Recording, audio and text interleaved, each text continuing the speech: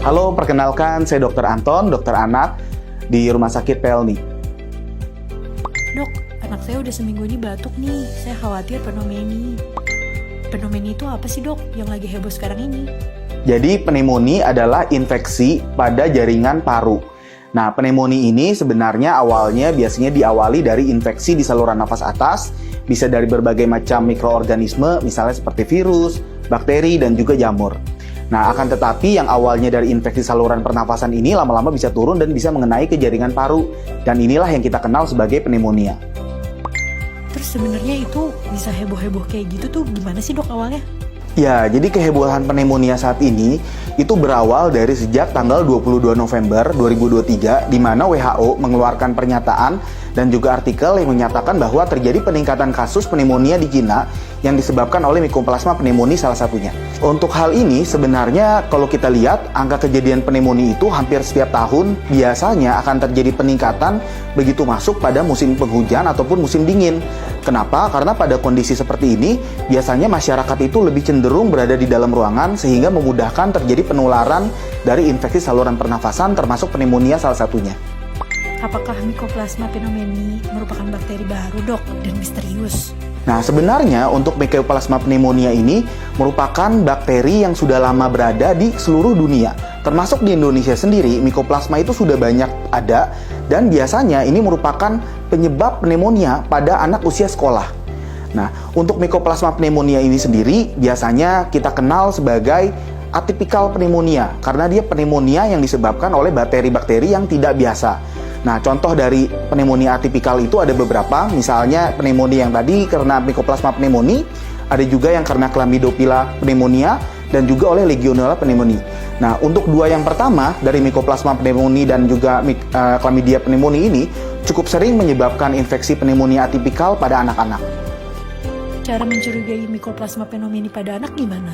Ya, jadi seperti yang tadi saya sudah jelaskan, Mycoplasma pneumonia atau yang biasa kita kenal sebagai pneumonia atipikal, ini sebenarnya biasanya klinisnya itu anaknya ada tanda-tanda pneumonia, yaitu dia bernafas lebih cepat dari biasanya dan bisa ditemukan ada penggunaan otot-otot bantu pernafasan, misalnya nafas cuping hidung, atau ada penggunaan otot pernafasan di dada, jadi muncul seperti ada retraksi pada anak. Tapi anaknya akan tampak klinisnya itu nggak seberat pneumonia yang biasa, sehingga dikenal juga istilahnya sebagai walking pneumonia. Jadi anak walaupun dengan kondisi klinis pneumonia, tapi anaknya masih bisa berjalan-jalan, masih aktif, walaupun dari hasil ronsennya bisa didapatkan gambaran pneumonia yang sepertinya berat. Nah, makanya dikenallah sebagai atypical pneumonia karena gambaran klinisnya biasanya nggak sesuai atau nggak seberat seperti gambaran dari foto ronsennya. Tata laksana yang kita bisa lakuin apa dok? Ya, jadi sebenarnya untuk tata laksana Mycoplasma pneumonia atau pneumonia atipikal ini bisa diobati dengan antibiotik yang kita kenal dengan golongan macrolide. Nah, untuk antibiotik ini sendiri sebenarnya sudah banyak ada di Indonesia dan sudah cukup sering digunakan pada pneumonia yang disebabkan oleh Mycoplasma pneumonia ini, terutama pada anak-anak yang usia sekolah gitu. Dan jadi untuk orang tua sebenarnya nggak perlu heboh karena sebenarnya Mycoplasma pneumonia ini bukanlah sesuatu yang baru. Terus kalau ada yang batuk pilek berkepanjangan pada anak, indikasi rawat inapnya apa aja dok? Nah, ini hal yang penting ya buat sahabat Rusni. Jadi perlu diingat, kapan sih seorang anak sebenarnya memerlukan perawatan di rumah sakit. Nah, pada kondisi pneumonia sebenarnya yang pertama, kalau dokter memutuskan bahwa anak memerlukan antibiotik yang diberikan secara intravena, itu sebaiknya anak dirawat inap.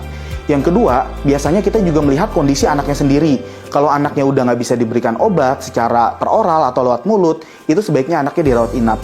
Dan yang ketiga, kalau anak udah muncul ada tanda-tanda seperti sesak berat, anaknya dehidrasi, sebaiknya anak dirawat karena penanganan pneumonia prinsipnya itu ada 3. Dengan kita pemberian antibiotik, kita melakukan rehidrasi pada anak yang mengalami dehidrasi, kita berikan suplementasi oksigen jika memang dibutuhkan, dan juga kita akan memastikan bahwa nutrisi itu didapatkan anak dengan baik gitu. Cara mencegahnya gimana dok? Ya, seperti yang kita tahu bahwa pneumonia ini awalnya biasanya dari infeksi saluran pernafasan, sehingga pencegahan itu sebenarnya seperti pada saat kita mencegah biar kita nggak terkena COVID. Nah, jadi yang harus dilakukan sebisa mungkin, apalagi pada saat kondisi yang sedang meningkat seperti ini, pada musim penghujan seperti ini, sebaiknya untuk pergi kemana-mana, lebih baik jika kita menggunakan masker, menghindari kerumunan, dan juga kita harus menjaga kebersihan tangan dan juga etika batuk. Oke, jadi untuk sahabat Rusdi, yang pertama yang perlu saya ingatkan, pertama nggak usah panik. Kenapa? Karena sebenarnya untuk pneumonia yang lagi heboh sekarang ini, itu adalah pneumonia yang sudah lama kita kenal dan sudah ada obatnya. Dan pneumonia ini termasuk kasusnya itu adalah ringan. Jadi kita kenal sebagai walking pneumonia.